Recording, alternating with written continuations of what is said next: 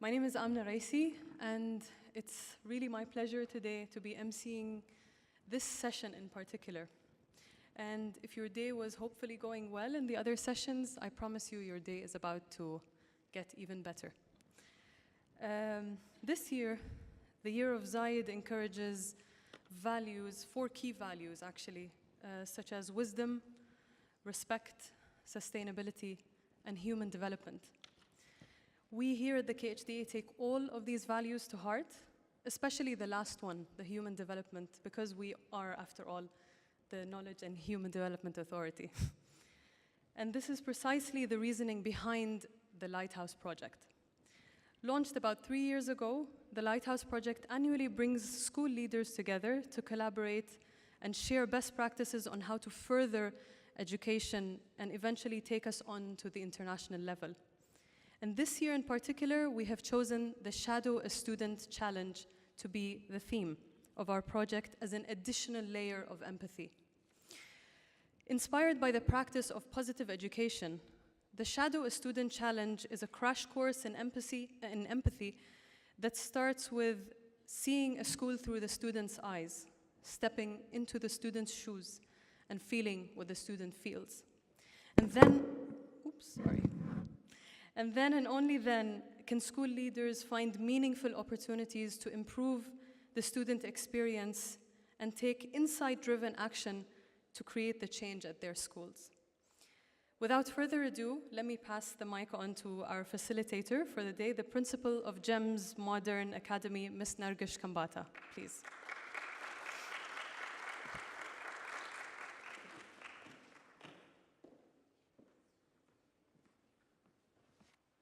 Thank you very much.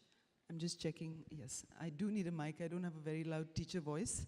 I was so caught up in seeing those videos actually that I didn't realize that was my cue to come on. I've been asked to share my experience and then call upon the panel for a meaningful discussion on what was the experience like shadowing a student for a day. And I think we all are familiar with Maya Angelou's very famous quote where she said, we all have the empathy, but do we have the courage to display it? And I think what the Lighthouse Project did, Shadow Student, was really gave us the courage to express that empathy. And putting yourself in somebody else's shoes was one of the most meaningful experiences I have had as a principal. And I think, yeah, you can see me there.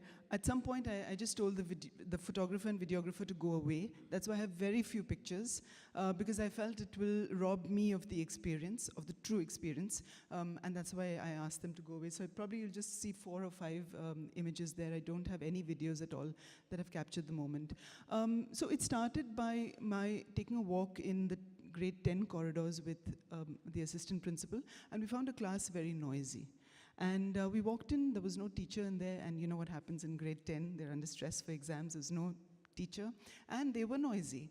So I asked them a few questions, and we have a child there, a student called AJ, and he's on the autism spectrum. And he stood up and he said, why can't this class understand? Why can't they understand? Why are they so noisy?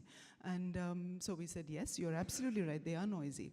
I went away, but I was left thinking, what can we do for AJ? And then the Lighthouse Project came to mind, and I said, so why don't I shadow him? And that's how it began. So the very next day, we got a uniform of my size, and I got into the bus. I wanted the whole experience. So I got into the bus, and I was really surprised, and that's what I'm here to talk about, what surprised me. What do I want to change, having had that experience? And I think when I got into the bus and I strapped myself, I didn't even strap myself in, but the attendant on the bus came back and said, you've got to strap yourself in. I said, okay. So that was tick in the box number 1. I had some students wondering what I'm doing on the bus, and they said, you're Mrs. Kambata, aren't you? I said, yes. What are you doing here? And I said, I'm shadowing somebody. And one of them offered me a friendship band. She said, it's going to make you feel more like a student. Do you want to wear this? I said, okay, thank you. The next day she asked for it back, by the way. But she did come and share that with me. And so I said, how is the journey in the bus? They said, ma'am, we get bored. I said, are you always so quiet? They said, only because you're here. But they said in the evenings it's a little more noisy than the mornings. I said, so how can we make your journey better? What do you want to do? What would you like? And they said, can we have music in the bus? So I said, do you have a playlist? And they said, yeah, but the boys don't like our music because the girls were sitting at the back and the boys in the front. And so I said, what kind of music do the boys like? Oh, they like hard rock. We don't like that. And then another one piped up and said, but you know, sometimes they like listening to our music. We see them nodding when we play our music loud sometimes. So we said, all right. When I got down and I walked with AJ, I told him, I said, AJ, I'm shadowing you for the day. And he just looks at me and says, why? I said, because I want to know what it feels like. What do you go through in the day? I walked into that grade 10 class, and they got the shock of their lives. So they thought, because they were noisy, I'm doing this to them. And I said, not at all. And I told them why I'm doing this. I said, let's walk in AJ's shoes for the day, and let's see what's really happening. But you know, what blew me away was not so much about the teaching and learning. I mean, we're observing that at all times. But the kind of interaction that AJ had with his friends. And they were not his friends, really. They were his peers. But the way they rose up to the occasion, and it was not faked for the day, because they had no clue why I'm observing him or what I'm doing. I always thought that students have very high empathy levels anyway. We all have seen that in our respective schools. And they always want to help. AJ was not feeling very well on that day. So it was not to make AJ dependent on them. But they had already had embedded mechanisms to make AJ independent. And that's what touched me. I said, you know, my perception as an educator has changed today about how students interact with each other. And when AJ, he sneezed in the very first class, he gave this humongous sneeze, and he had things running down his nose all the way here. And I thought, my goodness me, I was sitting right next to him. And I said, my goodness me, these students are going to jump up now to help him. But they just said, AJ, you've got to go to the washroom, go and wash up. And he said, he got up and he went to the washroom, he washed up and came back so chuffed with himself that he could do that. AJ is high on the autism spectrum, has been homeschooled till grade 9, was in the US for 2 years. So the experience that I wanted is how are his classmates dealing with him? How do his teachers deal with him? And when we actually went down there, he came back in, and there was a girl sitting next to me, a little Arushi. She's like the mini Sen counselor in the class. And she kept telling him, I'm sure you have students in your school too, she kept saying, AJ, pay attention. And she kept saying, AJ, that's not what you should be doing. At one point, he was flipping a pen, and she said, AJ, stop flipping that pen and pay attention. I said, that's really good. I wasn't saying anything. I was the quiet shadow at the side. But this was this little girl. When it came to the math class, AJ doesn't do math. But he got up to, they told him, AJ, you've got to go for art. So he packed his bag and he forgot his art portfolio. And they said, there was a boy next to him who said, don't forget your portfolio. So they were making him independent. They weren't doing it for him. And he picked that up and he walked to the art room, and I walked along with him. AJ walks very fast. I couldn't keep track with him. I couldn't keep up with him. And I went to the art room.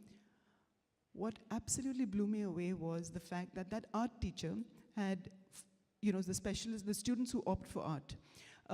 They were at 4 different grade levels. And she was differentiating at the highest level. And you don't expect to see differentiation in art. But she had students who were evaluating each other's work, and she gave them that rubric to do it. AJ had a different exercise to do. And she went around from each one, making sure that they all knew what they were doing. And she even gave him enough skills. It was obviously built over a period of time. But his speciality is drawing stick figures and, you know, bending forward, showing movement in those figures. And she got the grade 11 students to learn from him, which I thought was fabulous. It just pushed his self-esteem higher. We went back for an English class, and then there was another class where he couldn't do the language, the second language, so he went for EVS. The EVS teacher, there was a 10-minute gap for the EVS teacher to come.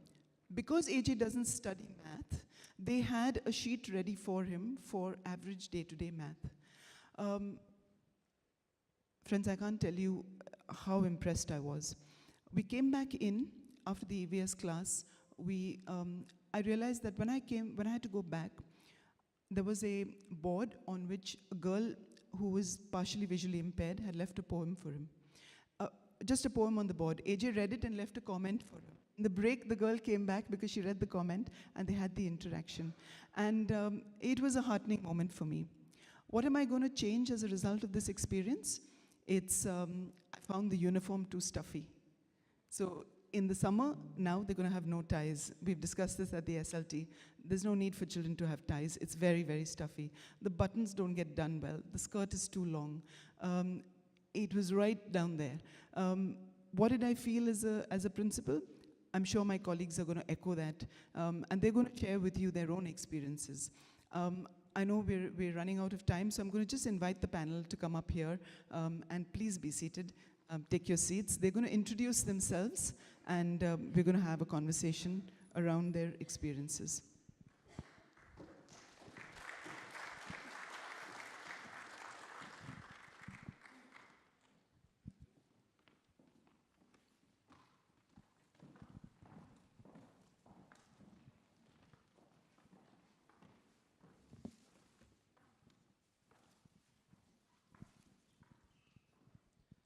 So I think I'm going to hand over this mic as well and speak from there. So.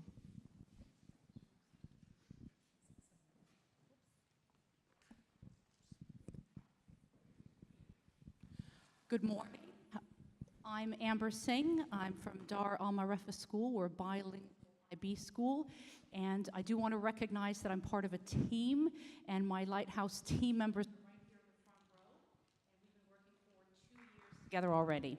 And one of the things that I'm very passionate about, the reason that I'm in education, is because at the end of the day, I really do care about improving the human experience. And in the school, we get to do that by improving the relationship between students and teachers. And that, to me, is fundamentally what I care about. Hi there, my name is Alex. I am a pastoral carer at Victory Heights Primary School. I'm originally from New Zealand, and I've been in Dubai for about 12 years now. I'm very passionate about making sure that the children's happiness is addressed, and when they're happy, they're open.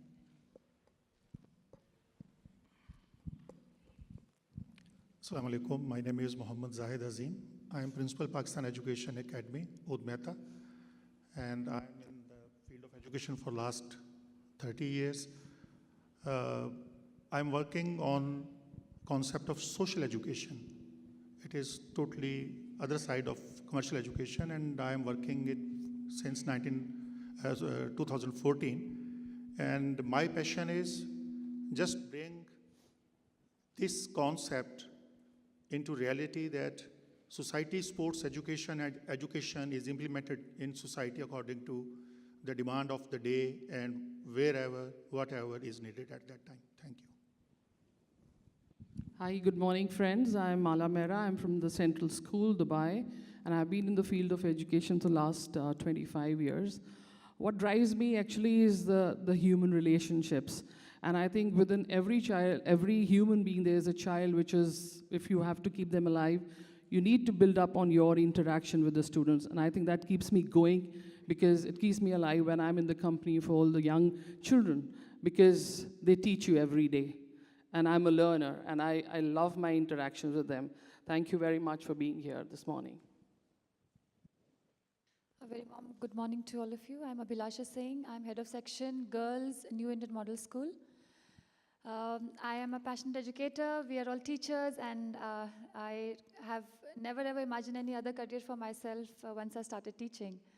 I'm also a Model UN trainer, and that I am extremely passionate about, because as a platform, Model UN, I feel, gives students a chance to know about international issues, and as young minds as they are, discuss and form solutions. At the same time, it is also a very humbling experience for the students to know about where they are and how the rest of the humanity and the children their age, the haves and the have-nots, how they deal with. Apart from that, I'm also a sports enthusiast, and what I have learned on the playing fields has helped me become the person that I am today, and as a leader as well. And I teach my students and I tell them that adaptability and accommodation and the team spirit will get them reach far higher scales, and that's what we love, and I love to push my students to. And it's lovely being part of the Shadow Student Challenge, and we'll talk about it more. Thank you, Abhilasha. I'm Mrs. Lata Venkateshwar, principal of Sabri Indian School.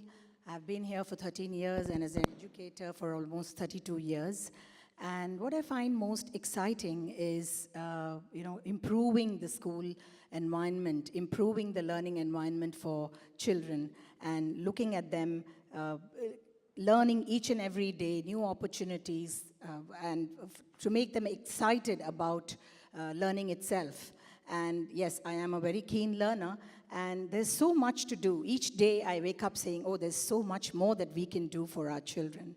And that's what keeps me going. Thank you. Good morning. My name is Riem Hussein. I'm principal of National Charity Schools. I would like to speak in Arabic as the request of Lighthouse team. I'll represent my team. My passion is to create the conditions for deep and powerful learning that prepares all my students for the demands of 21st century. Thank you. Good morning. I am Kingston, principal of the Westminster School, and I've been involved in education for over 35 years. What drives me is the feel that we are not able to reach the future generations adequately, and the education system is always on a failing note, appearing to be succeeding. And I believe that very strongly that transformation in education is a very essential aspect that needs to be upgraded. And Shadow a Student was one such project that enabled how a child actually is striving to fulfill what a teacher expects, but the teacher is unable to meet the needs of a child. Thank you very much. Thank you very much, Mr. Kingston. In case you don't know, friends, Mr. Kingston also, in case he sounded philosophical, he has worked with J. Krishnamurti, the famous philosopher. So I think that's where the seed of the philosophy comes from. I have a question for you, panel. We often go into classrooms and we observe our students and we observe our teachers.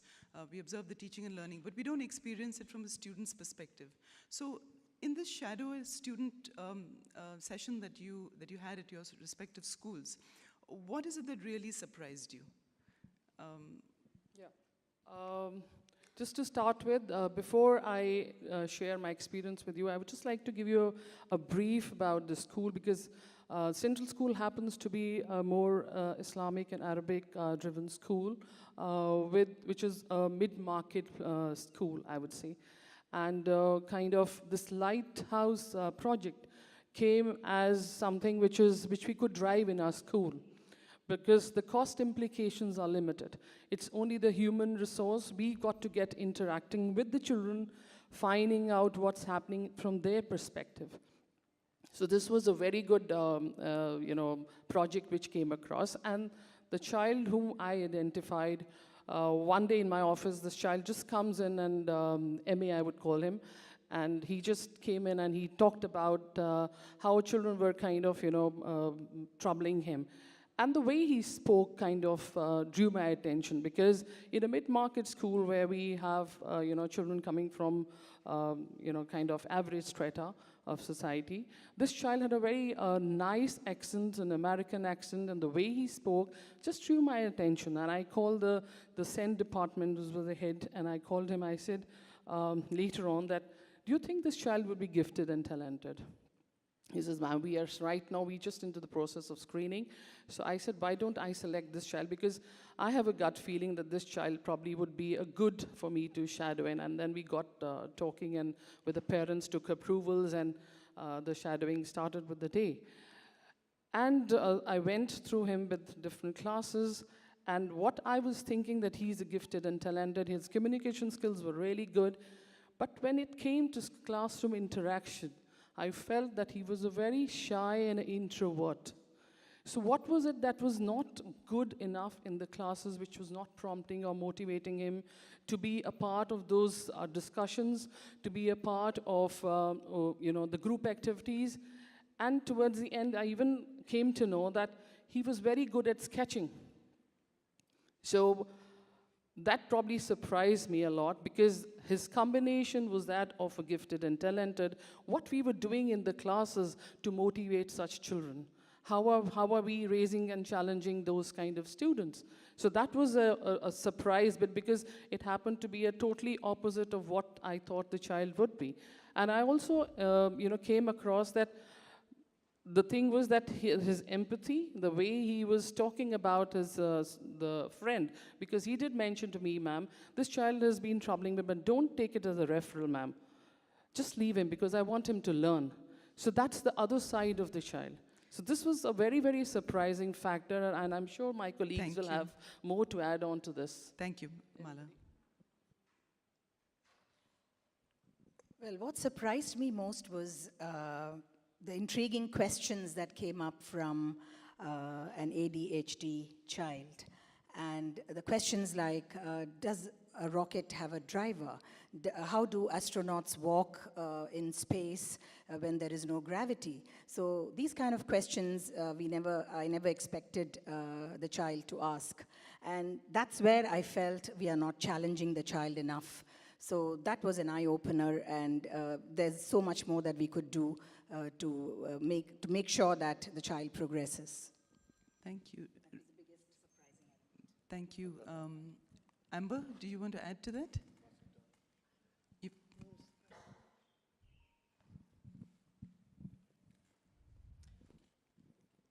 Wow. That was my description of the day in terms of what surprised me the most, is just how difficult it can be for a student to sit in a chair for hours on end, moving from one teacher to the next, getting a barrage of information, lots of different rules and regulations from one teacher to the next, because I work in a secondary school, and I think all of us on our Lighthouse team felt the same way, that there was a lot to take in for students during the day. And my final thought at the end of the day was, if I had to go home and do a lot of homework, that would be really difficult after all of that. Yeah. That was my big... Yeah, did you on the panel also feel at some point your energy was flagging in the middle of, especially after lunch? Did you feel that? I definitely felt that. Reem, would you like to add to? هحكي لكم عن مدرستي. هي مدرسة خيرية. دوامنا من هو الترانسليت somewhere. اوكي. فدوامنا من 6 ل 9 مساء في مورنينج سكول وايفنينج سكول. هي مدرسة لدعم الفقراء أو اللي عندهم حالات خاصة، فيها 11,000 طالب. founded من 83. المهم علشان تتخيلوا الوضع، فعنا كتير أصحاب الهمم أو ذوي إعاقات أو لجأوا بعد حرب مثلا. أنا كنت شادو لطالبة هي دعتني، جاية من سوريا، صار لها 3 سنين، بس اكتشفنا إنه عندها إعاقة بإيدها، ما في إيد، جزء منه راح، فأثر عليها بال3 سنين. لاحظنا إنه مستواها بينزل بعد ما نحلل كل نتائج امتحان بينزل، فأنا لهيك كنت شادو لإلها. سوري حترجمي. Yes. Sorry, that was just quite a lot of information, so I'm going to try my best to put that, because it's quite remarkable what Ms. Reem did. So she also did the Shadow Student Challenge, but the school she represents is based as a charity school, and for refugees and for people of special needs. So this certain girl, yes, صح? Yes. So the certain girl she shadowed had a problem with her arm, was it a handicap?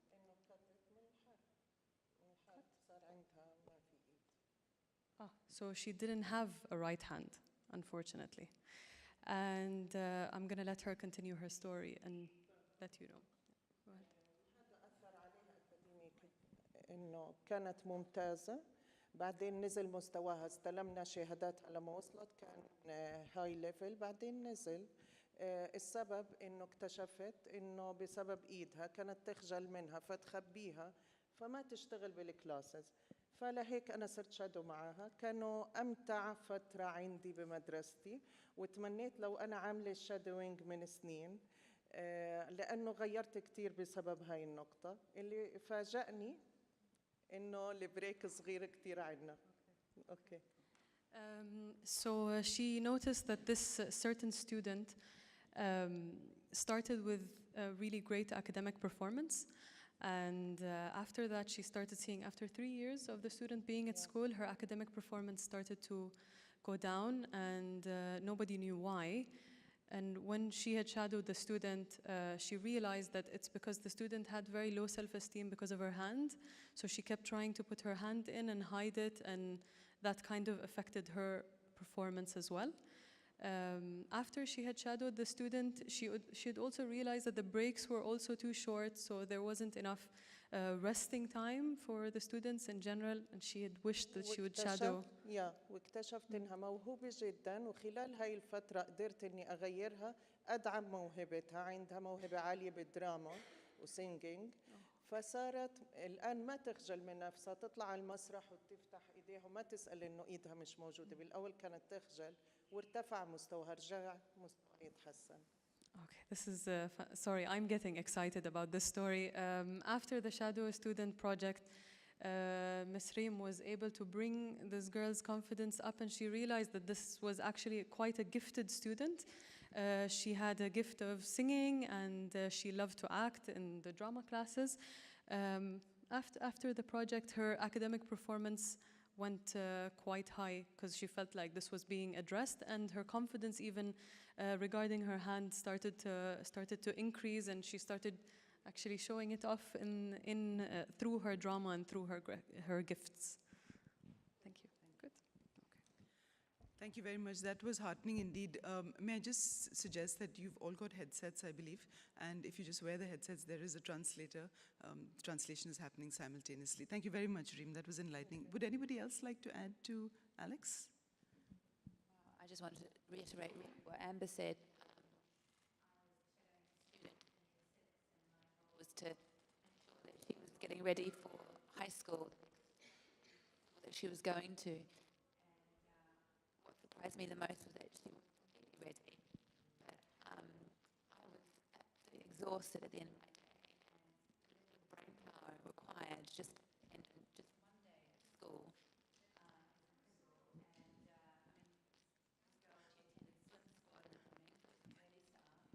Alex, maybe you want to use the other mic. I don't think you can be heard. Okay. Yes, thank you. So she was attending swim squad early morning, and then she had a whole day at school.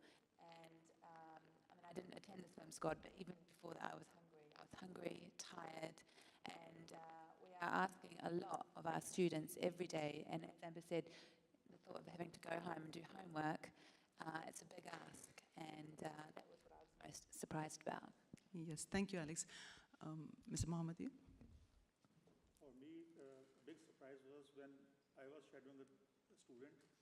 He stood with determination, and in the same class, there was another student who is gifted and talented. The thing was, the teachers have their different groups, and differentiated activities were accordingly distributed. But all the time, that gifted and talented student, he was from a distance, supporting all the time to the student I was shadowing. So what he was doing, actually, that is happening all the day, then it is still happening. And I have a program that is tea with principal. When I see something going in school very good for students, then I invite them in my office for a cup of tea.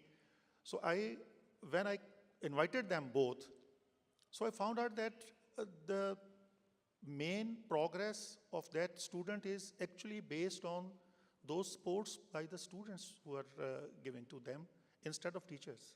So that was a really thing which was surprising for me, and I surprised because this was not as reported, and we are looking from our perspective.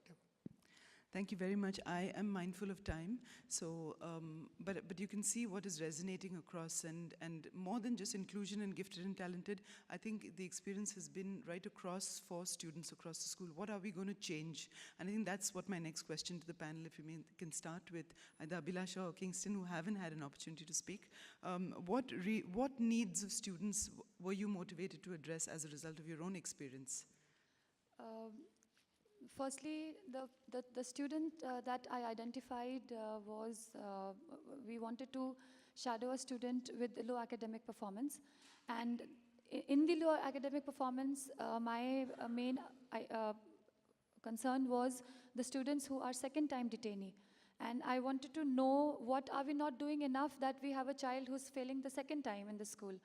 And then there are two things over here. One is academic, and one, of course, is on emotional. This child, when I was talking to her, there's something very sweet that she said, that the first day when she came to know the result, and the first day she came to the class, she was very apprehensive, a little, sort of feeling a little humiliated. But then the girls from her classmates who had passed on to the next class, they came and they hugged her, and they made her feel very comfortable. And you know, she is happy to come to school now. Now she's comfy, feels quite all right. And then my concern was to see that what can we do to put more support and scaffold our students who are A, not so academically bright, and B, why second-time failures? And this has been my learning point here, to check that what are we not doing enough.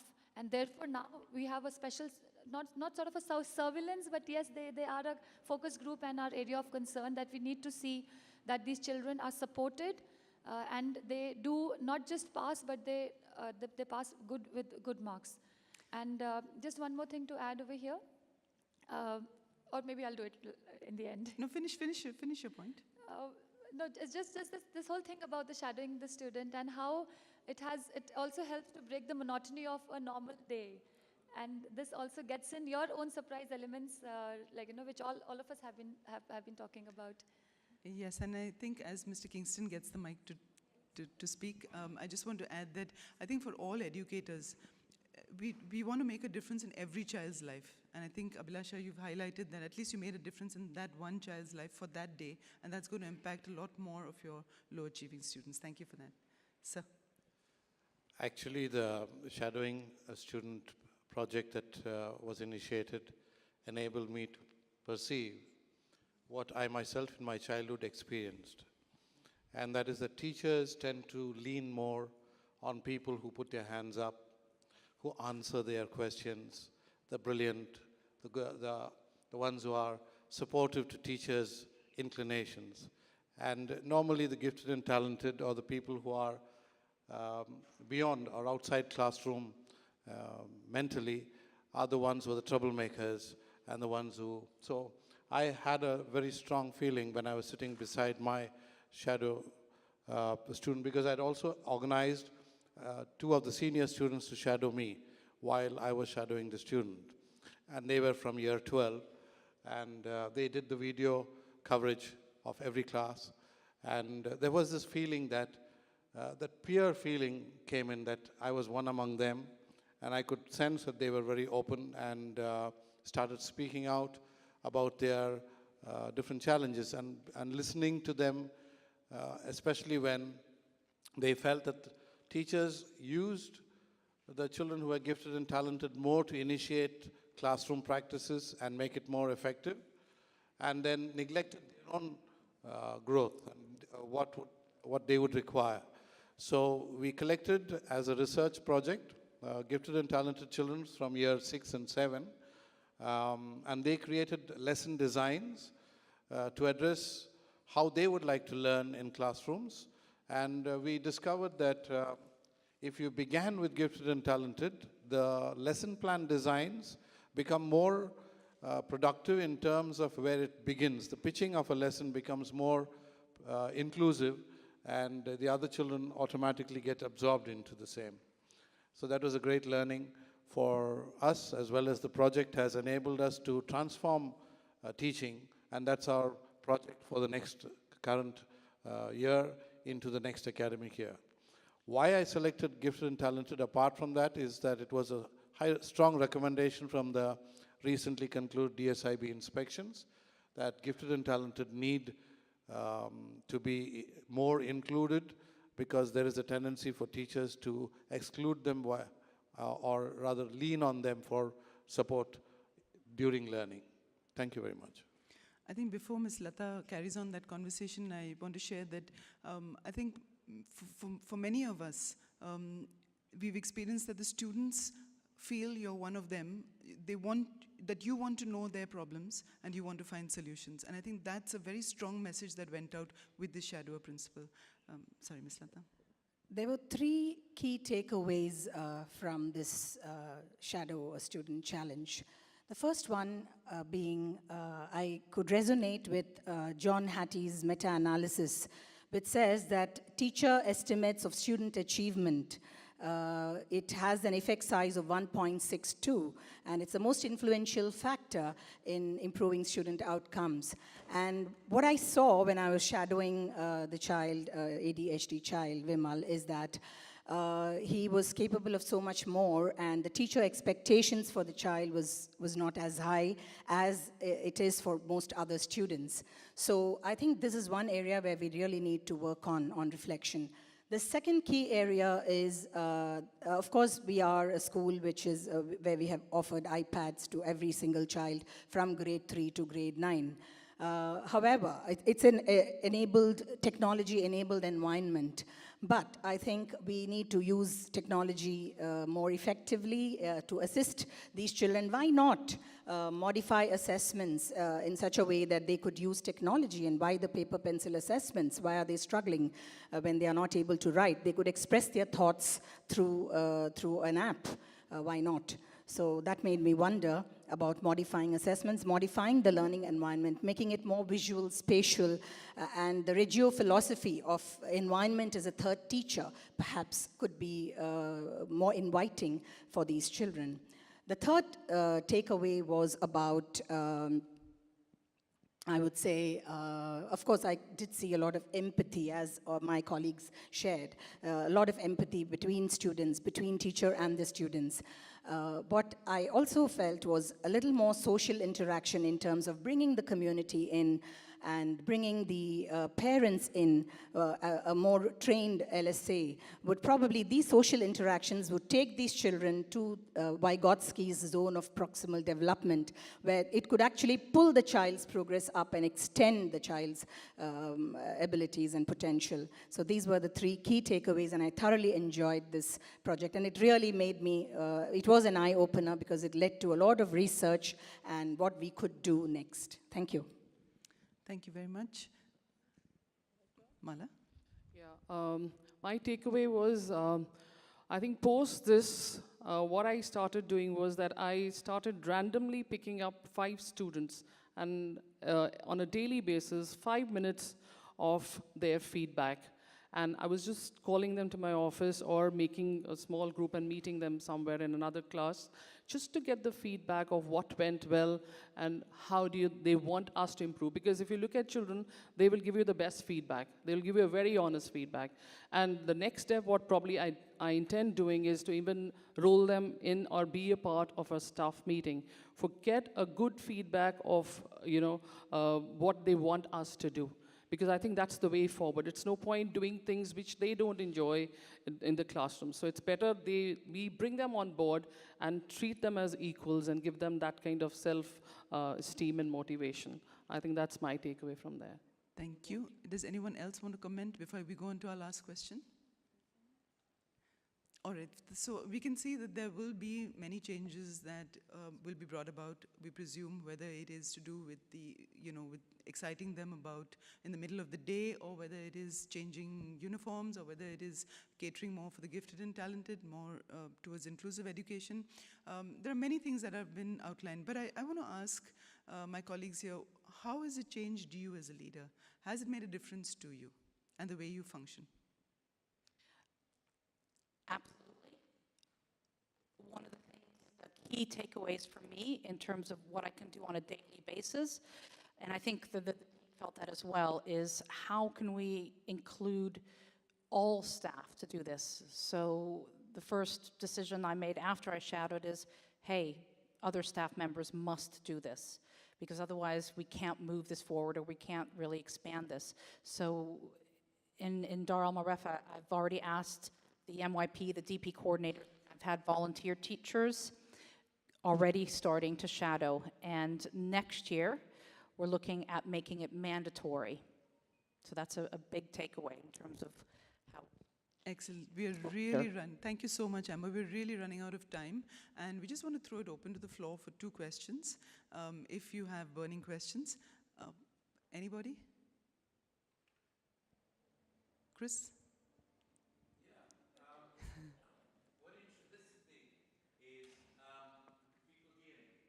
Loud and clear. Okay. So it's the obvious question for me. The obvious question is, despite the fact that you walk in and say, hi, I'm Novish, I'm now in year 10, I'm sure you'll treat me as one of your equals. They know that you're Mrs. Kambata.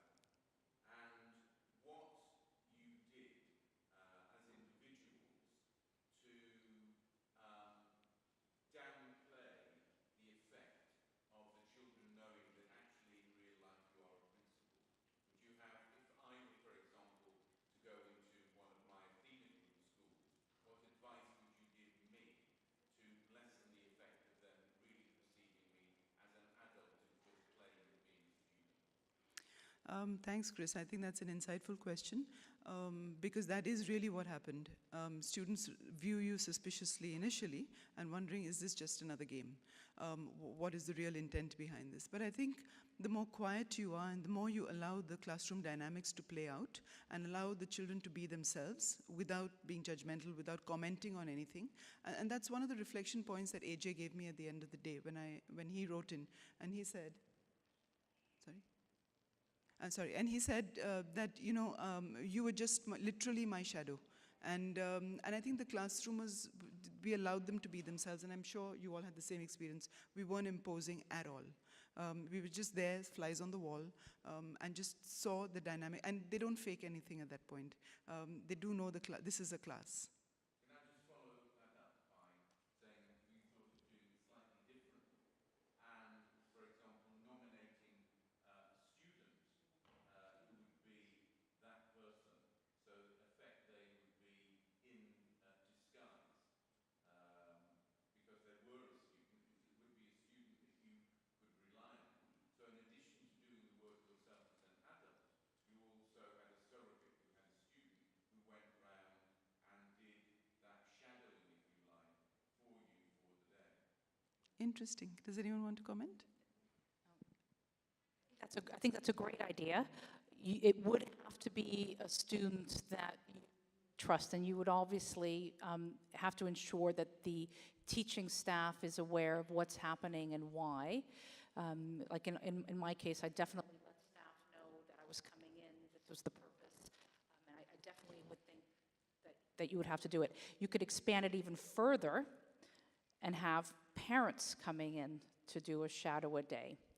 Yes, that would be really interesting as well. Yes, thank you. I had a slightly contrarian view, Chris. I thought students are already having the experience, so what's the point in having them shadow? Unless you want them to go in a different section of the school and shadow. But the parent one coming in, probably disguised, might be a little, not knowing that this is a parent. For me, it connects to an idea. When I was principal of one of the GEM schools, one of the things we used to do was that we would upskill the students so that they would go in and do lesson observations, just as we do Of course. so that the students then, once you've upskilled them, would be able to go in and do that. So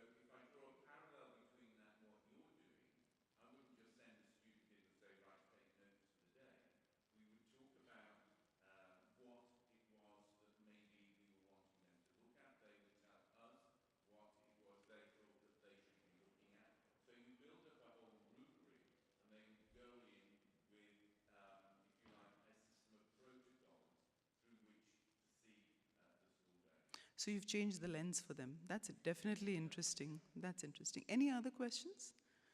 Chris, you always stir the pot. Thank you. Anybody else? Yes? Can we have the mic? I have a question to Nargis actually, and this is more related to, and I think it relates to the question that Chris had brought up as well. How did you feel when you wore the school uniform? Question number one. The reason, okay, okay, someone needs to answer that. Abhilasha. Go on, Abhilasha, answer. Oh, Go on, please, answer. First and foremost, it was lovely fitting into a grade 12 skirt and knowing that you can still fit in. But greater appreciation for the students, because being a sports person, I'm very kinesthetically inclined. So that goes into my walking also in the corridor. And I always challenge my students, reach the class faster than I do, before I do. But then wearing that long skirt which reaches down, further down than the ankles, it's amazing how the students are even able to walk through, and it's actually like, it's difficult. So much appreciation for them, and the corridors are long. The classrooms, some classrooms are right in the corner. Access to the washroom as well. It has great, much great appreciation for the students. Yeah, if I may add the psychological element, Kingston, that was the physical and physiological element. The psychological element for me was I just went into a different zone, into a different frame of mind. And I think I was transported back to my own school days. And it made me feel younger for one, just for that day.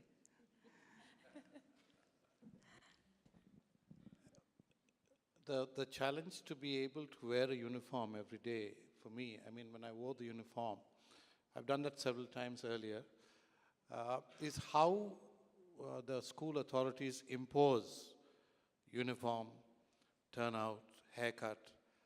These things actually, because you are in a position of authority, you take it for granted. But when you wear that uniform, it was challenging for me itself, because I had to confront my own teachers, and they would look at me, and the students look at me. So there's an inner experience that we go through, whether am I doing the right thing? Am I reflecting something that, but then as you go through the day, it looks ridiculous at one point, but at the same time, you experience the reality where the children and the parents were highly appreciative that you are taking the initiative to go through the experience of the children in a day.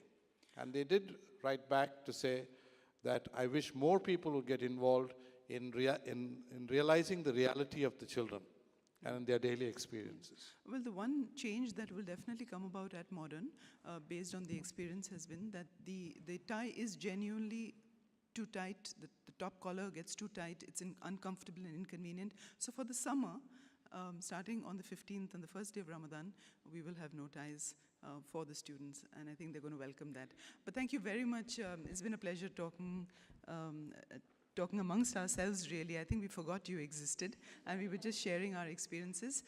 You've been a very patient audience, I have to say. Sometimes we were repetitive, but you've been a very patient audience. Thank you very much, and it's been delightful. We're free to answer any more questions. I'm sure you've heard enough, but we're free to answer any more questions. Thank you.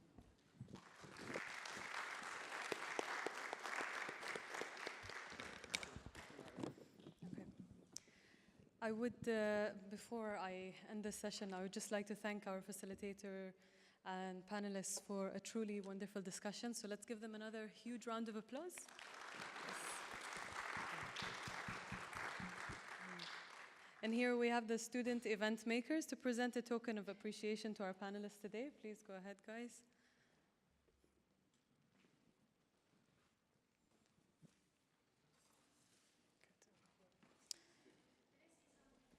Go ahead, please.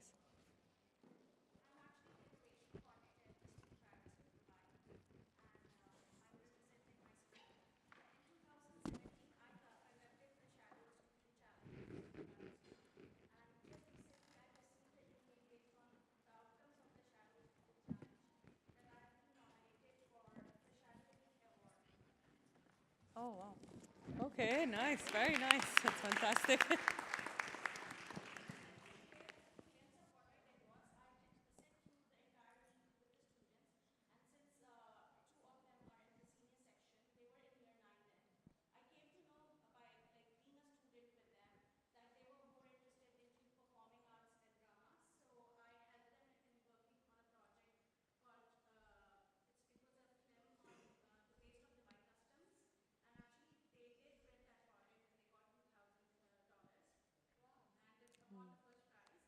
Oh, fantastic. That's good.